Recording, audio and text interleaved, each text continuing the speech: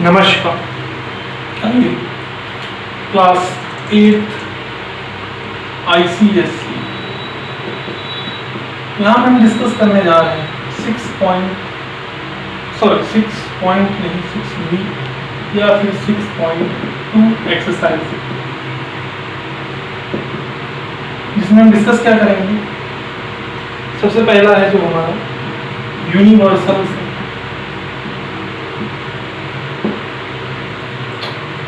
Universal set क्या है? जैसे उदाहरण स्वरूप कि जिसमें से आप किसी भी सेट को बना सकते हैं, किसी भी तरह का सेट को बना सकते हैं। Universal set, set of peoples, सभी लोग आ जाएंगे यूनिवर्सल।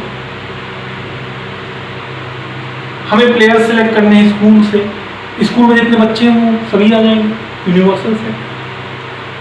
तो जहां से from there we are taking any of the numbers or component from anywhere. Example, integer. Integer universal क्या है? -∞ से लेकर +∞ तक। अब इसमें से कोई आपने सिचुएशन दी है, उसके बाद उसमें से कुछ नंबर निकल कर सामने आते हैं। लेकिन अगर यूनिवर्सल सेट इंटीजर की बात करें तो वो -∞ से लेकर +∞ तक है। ठीक है, उसके बीच में जितने भी नंबर्स आते हैं सब सेट में यूनिवर्सल सेट। लेकिन अकॉर्डिंग टू द सिचुएशन हमने कुछ अलग नंबर लिए, उनका इस्तेमाल किया। एग्जाम्पल, उदाहरण, स्कूल है, स्कूल में हमें फुटबॉल के प्लेयर्स सेलेक्ट करने हैं। तो जितने भी बच्चे हैं जो कि हमारे एज क्राइटेरिया में आ रहे हैं वो सब किस सेट में? Universal set. अब हमने प्लेयर टीम का नाम रखा P। अब उस सेट में जो बच्चे सेलेक्टेड होंगे वो आएंगे, लेकिन यहाँ पर जो एज वाइज कैटेगराइज्ड बच्चे हैं वो सारे बच्चे इसमें आ सकते हैं for the selection of football team.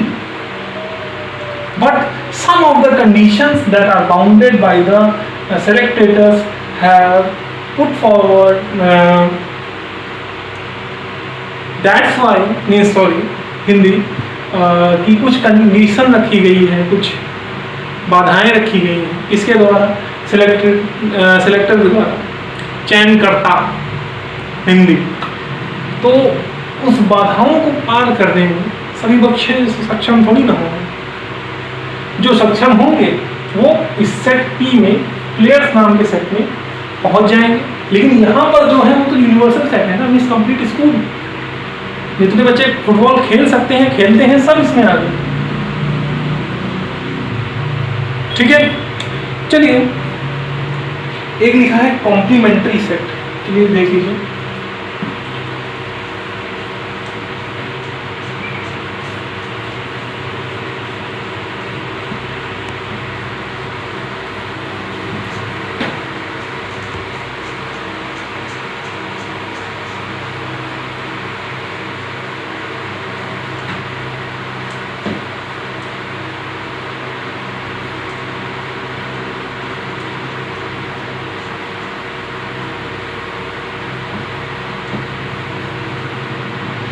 Complement of set.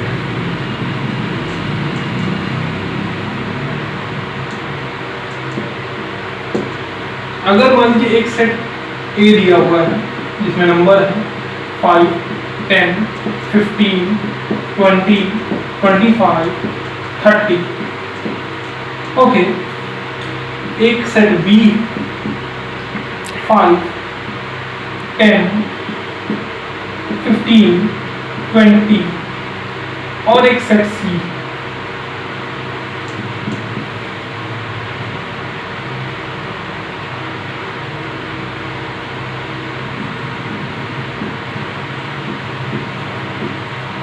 यहाँ नंबर अगर सेम ना हो तो एक बार कभी भी चल जाता, ठीक है। अगर एक बार नंबर सेम नहीं है कभी भी चल जाएगा। यहाँ पे हम देख क्या रहे हैं, नंबर ऑफ टर्म्स गिन रहे हैं। तो number of terms in A कितना है, 1 2 3 4 5 6।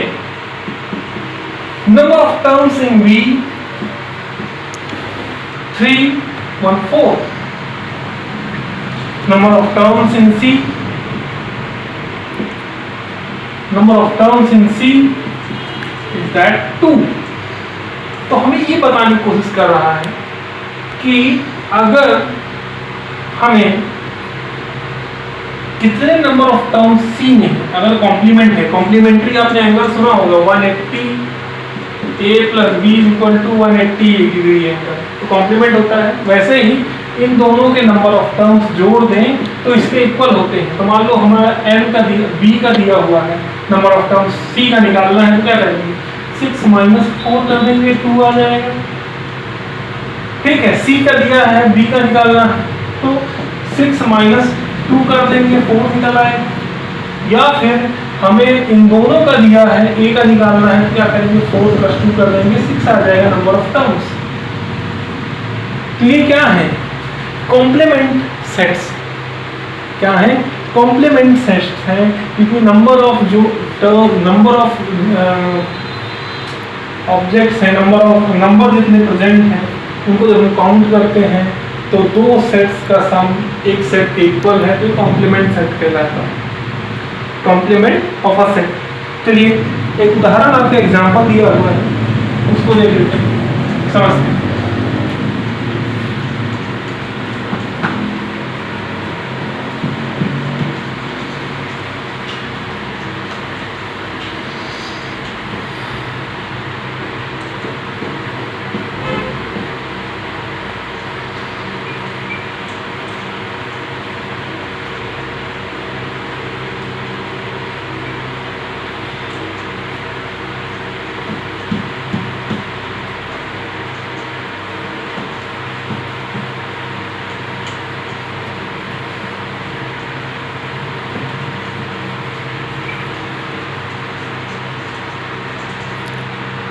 अब एक एग्जाम्पल दिया है बुक में, आइए उसे देख लेते हैं।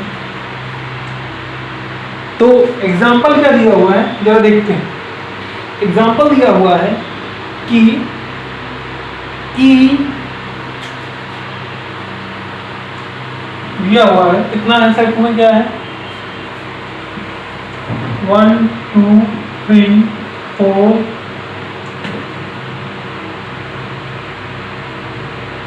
8 करते हैं, 5 6 7 और 8। और ए दिया हुआ है 1 3 5 7।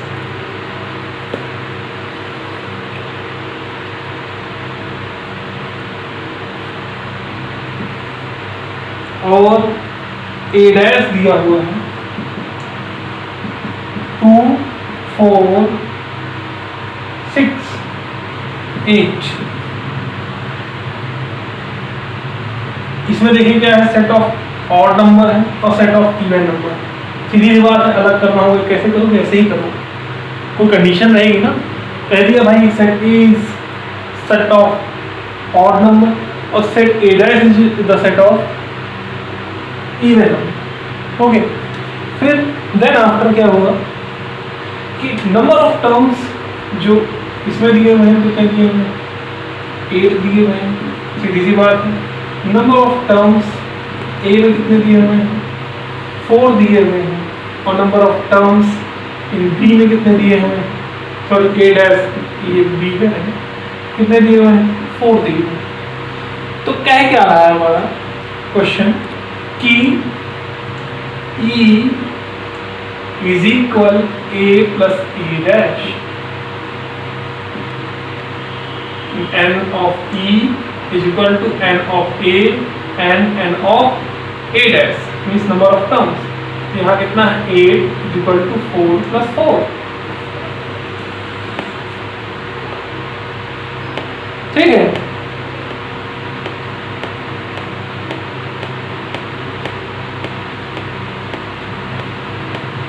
अब ये आप समझ गए कैसे निकलेगा। अब कोई भी इसमें टर्म निकालना हो निकल आ सकता है। अब ये सिचुएशन आप समझ गए। अब एक एग्जांपल दिया गया सॉल्व करने, वो देख लेते हैं। कहाँ गया डस्टर?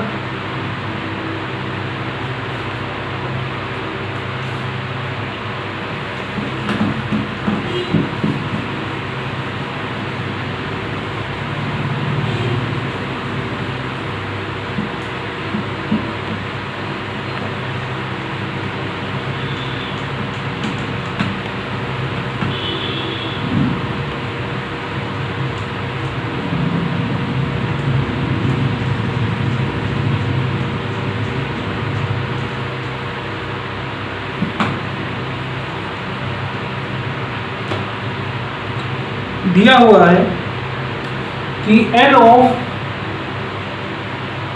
इज इक्वल टू 30 और n of a is equal to 60 and n of b is equal to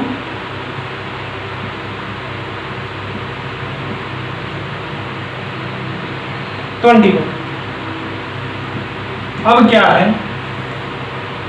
a दिया हुआ है, हमें यहाँ a डैश फाइंड करना है, n ऑफ a डैश, और b दिया हुआ है तो n ऑफ हमें b डैश फाइंड करना है। तो n ऑफ a डैश क्या हो जाएगा, ये कंप्लीट है तो करिए, n of u minus n of a means 30 minus 16 means how much? 40.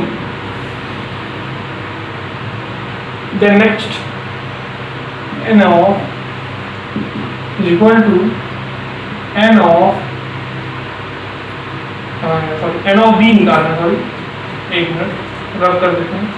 हाँ, n of कितना निकालना है, हमें b डैश निकालना है, dash is equal to n of e minus n of b is equal to n of e कितना है 30 minus dash कितना है 21, कितना आ गया 9 आ गया,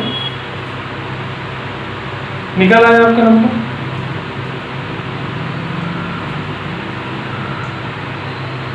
ठीक है, फिर ये हो गए आपके कहते हैं क्या डिस्कशंस जो थे वो हो गए। अब रही बात कुछ क्वेश्चंस को आगे समझ लेते हैं, आप लोग 6.2 एक्सरसाइज को सॉल्व करिएगा। चलिए देखते हैं।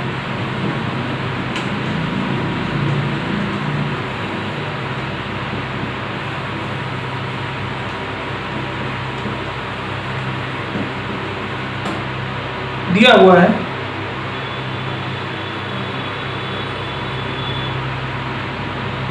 Suggest a universal set of each of the following: Jaipur, Chennai, Bangalore, Itanagar. सीधी सी बात, कैपिटल्स ऑफ द स्टेट, वही तो यूनिवर्सल सेट होगा। फिर नहीं कर सकते मेट्रोपॉलिटन सिटीज, ठीक है, सिटीज बता सकते हैं। फिर उसके बाद कह रहा है एशिया, यूरोप, अंटार्कटिका। तो एशिया, यूरोप, अंटार्कटिका ये सब क्या है, कॉन्टिनेंट्स हैं विश्व के, वर्ल्ड कॉन्टिनेंट्स में, कॉन्टिनेंट्स के रूप में बांटे गए हैं विश्व, कॉन्टिनेंट्स का नाम।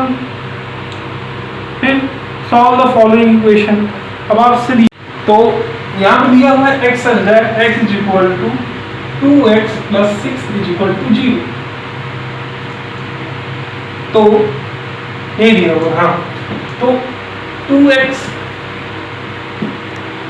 ये हो जाएगा minus 6, X equal to minus 6 by 2 minus 3, और दिया हुआ है कितना z, मीन्स किसमें दिया हुआ है z में, इंटीजर सीधी बात पता है आपका -3, यहाँ इक्वल टू लगा हुआ है, मीन्स ऑलरेडी वैल्यू मिल चुकी।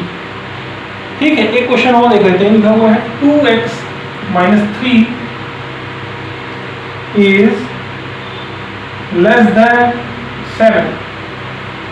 अब x is equal to double, क्या है होल नंबर।